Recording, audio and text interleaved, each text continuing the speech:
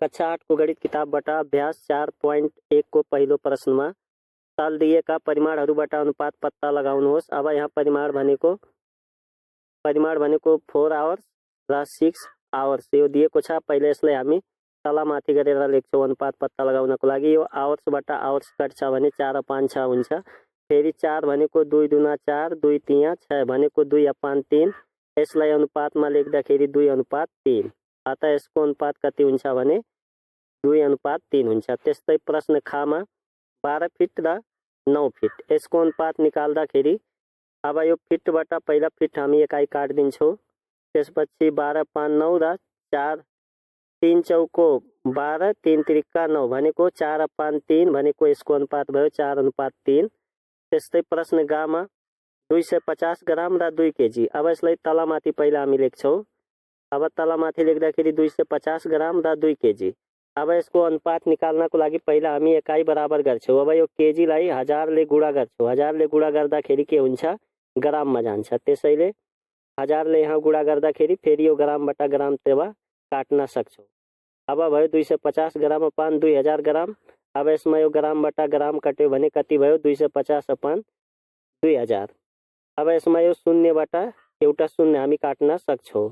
25 अपान 200। अब 25 एकाने 25, 25 ले 8 पटक गुणा गर्दाखेरि 200 हुन्छ। अब 1/8 भयो भनेको 1/8 भनेको 250 ग्राम र 2 केजीको अनुपात कति हुन्छ 1:8 हुन्छ। यसको एन्सर यही भयो।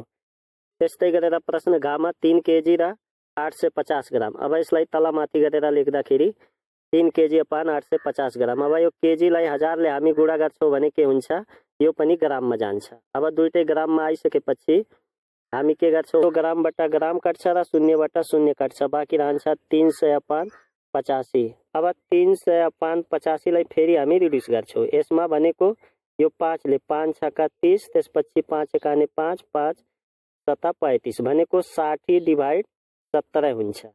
अब यसलाई लेख्दाखेरि 60/17 अतः यसको अनुपात कति हुन्छ 60/17 हुन्छ। त्यस्तै प्रश्न अब हामी अङ्ग नम्बरमा 2 आवर्स र 45 मिनट्स। अब यसलाई तलमाथि गरेर लेख्दाखेरि 2 आवर्स अपान 45 मिनट्स। अब यो घन्टालाई यो आवर्सलाई हामी मिनटमा लैजानलाई कतिले गुणा गर्छौँ 60 ले। अब 60 ले गुणा गर्दाखेरि यो मिनटमा गयो। तब यो मिनट हामी काट्न सक्छौँ। र यो 2 × 60 120 र 45। अब यसलाई 120 र 45 लाई हामीले काट्छौँ भने कतिले काट्छौँ भने यो 15 8 120, 15 तिया 45 भनेको 8/3। यसलाई हामी 8/3 लेख्न सक्छौँ। अतः 2 आवर्स र 45 मिनटको अनुपात कति हुन्छ 8/3 हुन्छ। त्यस्तै गरेर यो प्रश्न चामा अब चामा 40 मिनट र 1 घन्टा। अब यो 40 मिनट र 1 घन्टालाई हामी अनुपातमा पहिला लेख्छौँ तलमाथि गरेर। अब यो मिनटमा छ भने यसलाई पनि 60 ले गुणा गरेर हामी मिनट बनाउँछौँ। अब यसरी 40 मिनट अपान 60 मिनट। अब मिनटबाट मिनट काट्छ, यो शून्यबाट शून्य काट्छ, त्यसपछि बाँकी कति रहन्छ 4/6। यो भनेको 2 दुना 4, 2 तिया 6 भनेको 2/3। यसलाई के लेख्न सक्छौँ भने 2/3। अतः 40 मिनट र 1 आवर 40 मिनट र 1 घन्टाको अनुपात कति हुन्छ भने 2/3 हुन्छ। त्यस्तै प्रश्न अब छमा 2 लिटर र 850 ml। यसलाई अनुपातमा लेख्दाखेरि 2 लिटर र यो ml। यो लिटरलाई अब हामी 1000 ले गुणा गरेर ml बनाउँछौँ। यसरी किनभने 1 लिटरमा 1000 ml हुन्छ। अब माथि कति भयो 2000 ml, तल भयो 850। अब यो ml बाट ml कट्यो, कति बाँकी रह्यो 2000/850। अब यसलाई काट्दाखेरि फेरि यो 0बाट 0 कट्यो, त्यसपछि 5 चौको 20 अनि एउटा 0 बाँकी रहन्छ अपान। अब यो 85 लाई 5 एकाने 5, 3 बच्यो 5 सत्ता 35 भनेको 40/17। अतः यसको अनुपात कति हुन्छ 40/17 हुन्छ। त्यस्तै गरेर यो जा नम्बरको 5 रुपियाँ र 90 पैसा। अब यो रुपियाँलाई 100 ले गुणा गरेर हामी पैसा बनाएछौँ। 590 पैसा भयो, पैसाबाट पैसा कट्यो 590 भयो, एउटा शून्य काट्दाखेरि 50/9 भयो। त्यसपछि यही अब यसलाई रिड्युस गर्न सकिँदैन, घटाउन सकिँदैन।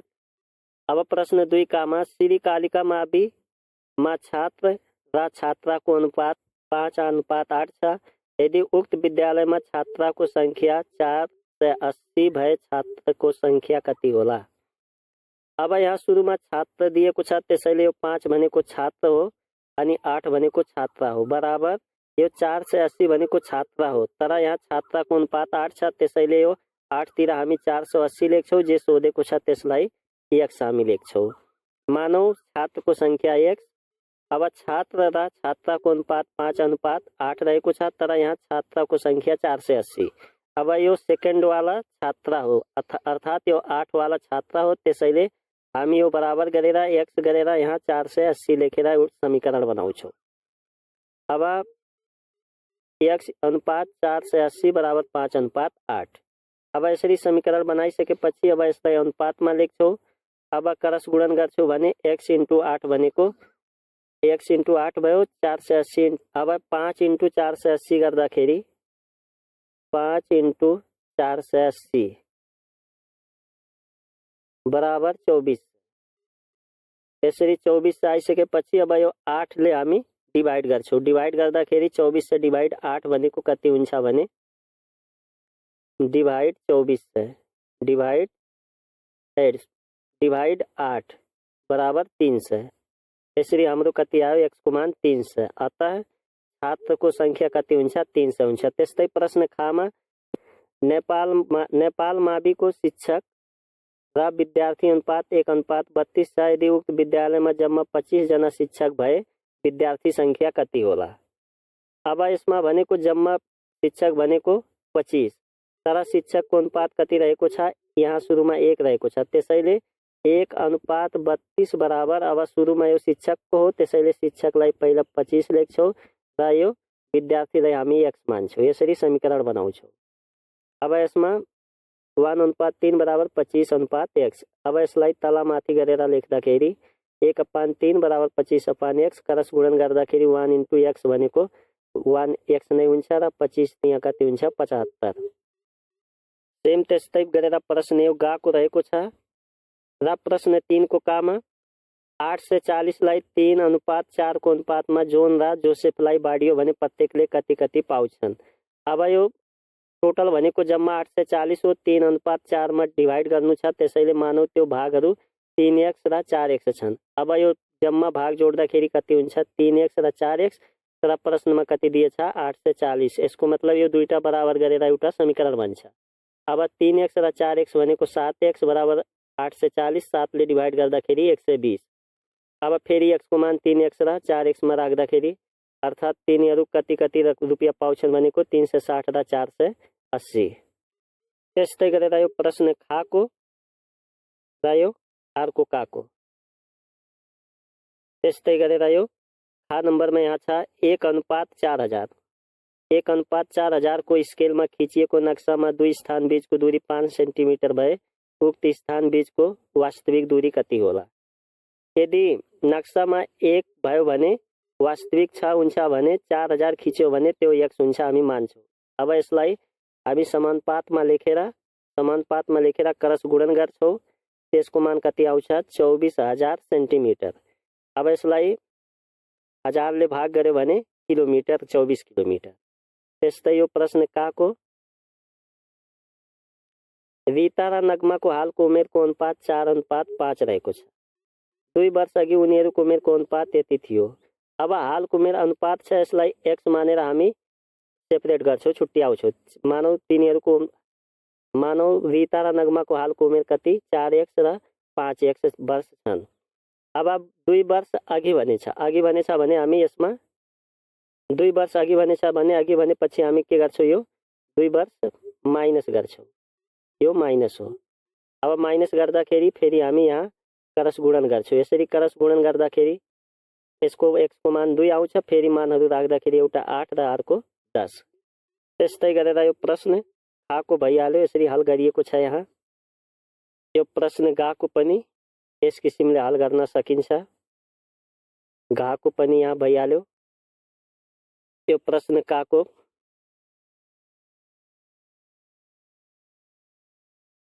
प्रश्न कामा छ 8, 9 र 10 उमेरका बालिकाहरूलाई 2 से 16 उनीहरूको उमेरको अनुपातमा बाँड्दा प्रत्येकले कति रुपियाँ पाउँछन्। अब यसको उमेरमा बाँड्दाखेरि 8x, 9x र 10x मान्यौ भने यो जोड्दाखेरि जम्मा रुपियाँ 216 हुन्छ अनि जम्मा जोड्दा 27x। अब 27 ले 216 मा 8। अब x को मान यस तीनटैमा राख्दाखेरि कति रुपियाँ आउँछ 64, 72, 80। त्यस्तै गरेर यहाँ प्रश्न खाको पनि। अब प्रश्न 7 को कामा छ ए ले भन्दा बी ले दोब्बर भनेपछि यदि ए x भयो भने बी 2x हुन्छ, बी भन्दा सी ले दोब्बर। अब यो बी भनेको 2x भयो भने यसको तेब्बर के हुन्छ 2 3 6 6x हुन्छ, तर जम्मा कति हुन्छ 98,460। त्यसैले यो यताको यो जोड्छौँ हामी, जम्मा भनेको x + 2x + 6 बराबर 98,460। अब x + 2x भनेको 3x + 6 भनेको 9x। x बराबर 9 ले डिभाइड गर्दाखेरि 10,940। अब सबै x को मान राख्दाखेरि यति रकम तिमीहरू के गरे जम्मा गरे। त्यस्तै यो प्रश्न खामा पनि त्यस्तै रहेको छ। रामले भन्दा कृष्णले दोब्बर। यदि रामको x भयो भने कृष्णको के हुन्छ 2x हुन्छ। कृष्ण भन्दा हरिले तेब्बर। यदि यो 2x कृष्णको 2x भयो भने हरिको अब यसमा तेब्बर भने छ भने 3 ले गुणा गर्दाखेरि 6x हुन्छ, तर जम्मा जोड्दाखेरि कति हुन्छ 16,200। यसरी हल गर्दाखेरि यसको x को मान कति आउँछ 1800। अब यही 1800 मान यो सबैमा राख्ने हो। 1800 भयो, यहाँ 18 × 2 36, 18 छ भने 54। त्यस्तै गरेर यहाँ प्रश्न 8 को कामा त्रिभुजका कोणहरूको अनुपात यति। अब अनुपात छ भने त्यसलाई x मानेर पहिला हामी सेपरेट गर्छौँ। त्यसपछि त्रिभुजको जम्मा योगफल कति हुन्छ 180 हुन्छ अनि यता जोड्दा पनि 180 हुनुपर्छ। यसरी गर्दाखेरि यो एउटा समीकरण बन्छ। यसलाई हामी हल गर्छौँ भने x को मान 45 आउँछ। अब यही x को मान 45 यस तीनटामा हामी यहाँ राख्छौँ। 1 × x भनेको 45 भयो, 1 × x भनेको यो पनि 45 र 45 दुना यो 90। अब यसलाई जोड्दा पनि 180 नै हुन्छ। त्यस्तै गरेर यहाँ प्रश्न खा नम्बरमा त्रिभुजका कोणहरूको अनुपात यति छ भने x मानेर पहिला हामी छुट्टै गर्छौँ। त्यसपछि यो तीनवटै जोडेर 180 गराउँछौँ, किनभने त्रिभुजको तीनवटै भित्री कोणहरूको योगफल कति हुन्छ 180 डिग्री हुन्छ। यसरी गर्दाखेरि x को मान 20 डिग्री आउँछ। अब यो 20 डिग्री सबै x मा हामी राख्छौँ भने एउटा 40 डिग्री, 60 डिग्री, 80 डिग्री। यसलाई जोड्दा पनि 180 नै हुन्छ। यसरी यो अभ्यास 4.1 यो यसरी सकिन्छ।